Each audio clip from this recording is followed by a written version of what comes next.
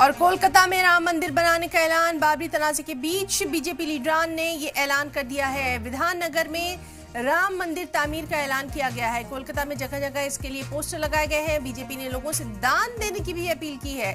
तो मंदिर तामीर के लिए बाकायदा 4 बीघा जमीन मिलने का दावा भी यहाँ किया गया है। तो एक और बड़ी खबर कोलकाता से, जहां राम मंदिर बनाने का ऐलान किया गया है। बाबरी तनाज़े के बीच बीजेपी लीडरान ने ये ऐलान किया है। कोलकाता में जगह जगह इसके लिए पोस्टर लगाए गए हैं और बीजेपी ने लोगों से दान देने की अपील की है।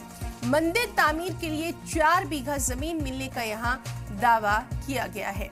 तो एक और बड़ी खबर जिस पर लगातार नजर बनी हुई है, कोलकाता में राम मंदिर बनाने का ऐलान किया गया।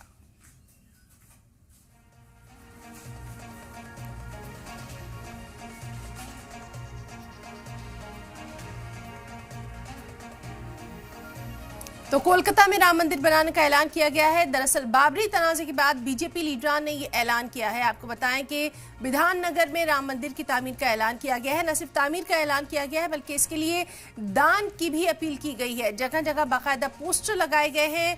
लोगों से दान देने की बीजेपी ने अपील की है और मंदिर तामीर के लिए 4 बीघा जमीन मिलने का दावा किया गया।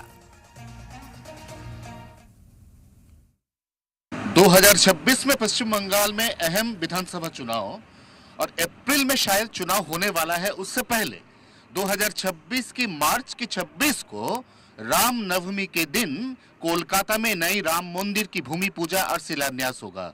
इसकी नींव रखी जाएगी और राम मंदिर जो बनने वाला है वो अगले 5 साल में बन जाएगी, ऐसा कहना है राम मंदिर कोलकाता की आयोजक संजय पायरा जी।